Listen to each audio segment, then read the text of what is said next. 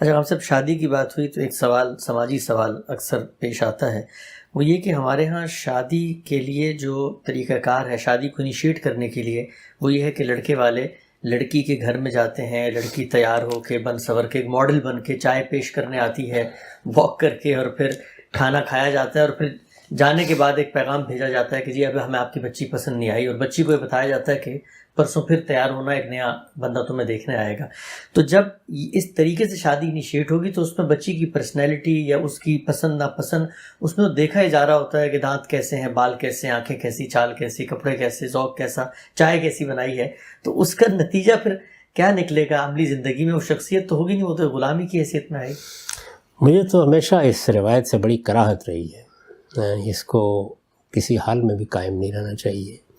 اس سے بچی کی نفسیات پر بہت برا اثر پڑتا ہے۔ میں نے تو دیکھا ہے کہ بعض موقعوں کے اوپر گھروں کے اندر ایسی فضا پیدا ہو جاتی ہے، جب یہ معلوم ہوتا ہے کہ وہ آئے تھے، انہوں نے دیکھا تھا، اب رد کر دیا گیا ہے، وہ بڑی درد انگیز ہوتی ہے۔ اس کو ختم کر دینا چاہیے۔ شرفاء کا یہ طریقہ نہیں ہے۔ جس طرح سے ہمارے یہاں جہیز کے مطالبات ہوتے ہیں، جس طرح بچیوں کو دیکھا جاتا ہے، اس کے بجائے اچھی روایات ڈالیں۔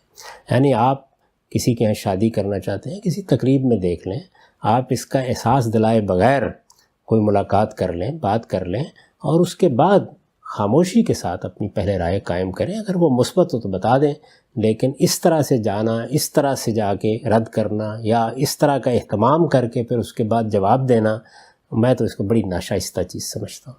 اس کا جتنی جلدی ہمارے ہاں کی معاشرت میں خاتمہ کر دیا جائے اتنا ہی اچھا ہوگا۔ اور اس میں سب سے زیادہ عورتیں کردار ادا کرتی ہیں، اور افسوس یہ ہے کہ وہ خود بھی ان سب مراحل سے گزری ہوتی ہیں، اس کے باوجود اس کو بدلنے کے لیے تیار نہیں ہوتی۔ سب سے بڑا سبق یہی ہوتا ہے زندگی میں کہ آپ کو کوئی مراحل پیش آئے، آپ نے گھر میں کچھ دیکھا، آپ نے اپنے ماضی میں کچھ دیکھا، بچپن میں کچھ دیکھا، تو آپ یہ فیصلہ کریں کہ یہ چیزیں مجھے ناگوار گزری تھیں۔ کیا خوبصورت بات کہی ہے محمد الرسول اللہ صلی اللہ علیہ وسلم نے کہ تم اپنے لیے وہی بات پسند کرو جو اپنے لیے پسند کرتے ہو، وہی بھائی کے لیے پسند کرو، جو بھائی کے لیے پسند کرتے ہو وہ اپنے لیے پسند کرو۔ یعنی اگر آپ اپنے آپ کو اس جگہ پر رکھ کر چیزوں کو دیکھیں گے تو آپ کے ہاں تبدیلی آئے گی، تغیر آئے گا، روایات بہتر ہوں گی، غلط چیزیں ختم ہوں گی۔ تو ہر خاتون کو اپنے آپ کو یہاں رکھ کے دیکھنا چاہیے کہ وہ جب اس مرحلے سے دوچار ہوئی تھی تو اس کے احساسات کیا تھے، اس کی نفسیات پر کیا اثر پڑا تھا۔